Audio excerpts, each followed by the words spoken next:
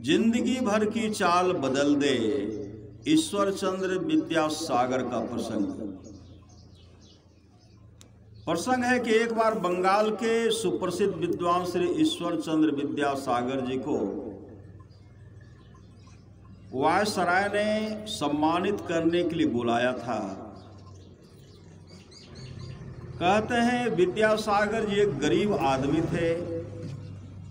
वे पुराना बंगाली ढंग का कुर्ता कमीज धोती पहनते थे, फटे पुराने कपड़े थे।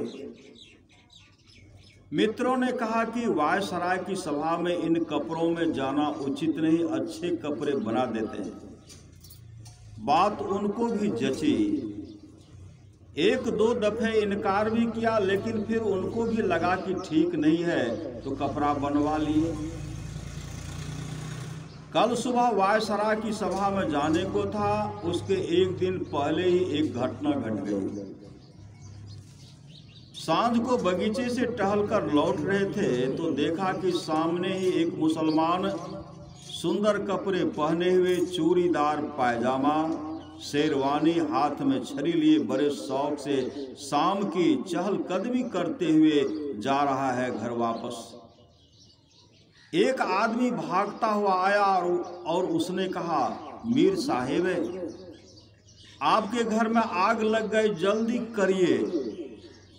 लेकिन वह वैसे ही चलता रहा, चाल में जरा भी फर्क नहीं आया, जरा भी चाल में जरा भी फर्क नहीं आया, जरा भी। जैसे नौकर आया ही नहीं, जैसे नौकर ने कुछ कहा ही नहीं, जैसे कुछ भी नहीं हुआ हो, वह जैसा था ठीक वैसा ही रहा। सूर जरा भी न बदला। उसका नौकर, सूर जरा भी नहीं बदला उसका। नौकर ने समझा कि शायद मालिक ने सुना नहीं, क्योंकि आग लगने का मामला है। उसने कहा, आपने समझे या नहीं? आप समझे या नहीं? सुना आपने या नहीं? किस विचार में खोए हैं? मकान में आग लग गई है। नौकर कांप रहा था, पसीना पसीना हो रहा था, बड़ा उत्तेजित था और नौकर था, उसका कुछ भी नहीं जल रहा था। उस मुसलमान ने कहा, सुन लिया, लेकिन मकान में आग लग गई, इस वजह से क्या जिंदगी भर का चाल बदल दें?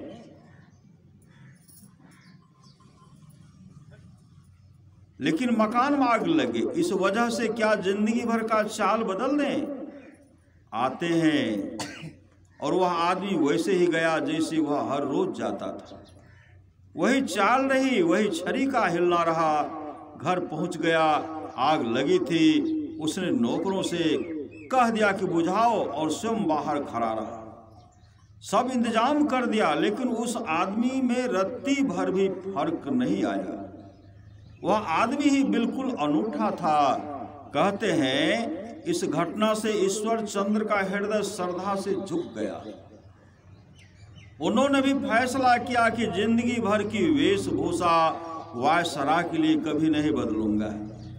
दूसरे दिन वे ठीक बंगाली और गरीबी वस्त्र पहनकर ही हाजिर हुए। श्री सद्गुरु महाराज की जय।